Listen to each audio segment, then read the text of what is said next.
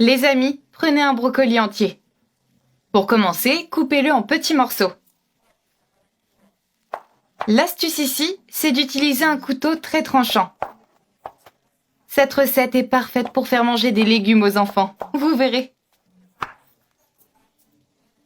En tout cas, vous serez surpris par le résultat, j'en suis sûre.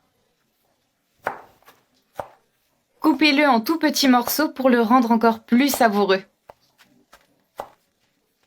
C'est très facile, n'est-ce pas? Ajoutez maintenant le brocoli dans un bol. Ensuite, il faut l'assaisonner. On met du poivre de Calabre, du paprika, une cuillère pour chaque assaisonnement, 200 g de fromage parmesan râpé, 2 œufs, et enfin, ajoutez du sel.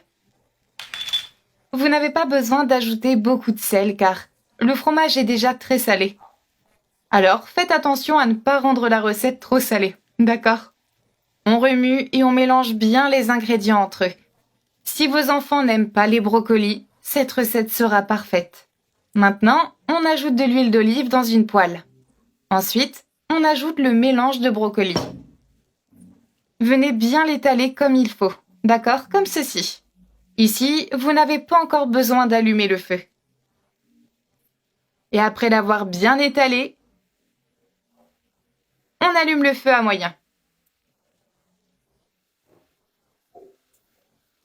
Au bout de quelques minutes, on vient retourner le mélange à l'aide d'une assiette. D'accord les amis?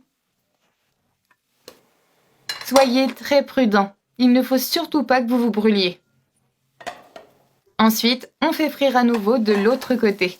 Ici, on cuisine toujours à feu moyen, d'accord? Le résultat sera magnifique les amis. On ajoute ensuite de la sauce tomate et on l'étale bien. Ajoutez-en autant que vous le souhaitez. Ensuite, on vient mettre du fromage râpé. Et on vient couvrir toute la recette de fromage. On ajoute aussi du fromage mozzarella et des petites tranches de tomates. Il ne faut pas oublier de rajouter du bacon frit. Vous pouvez remplacer le bacon par d'autres types de viande. Pepperoni, poulet ou vraiment une viande que vous aimez. On ajoute aussi un peu d'origan, ça, c'est très bon.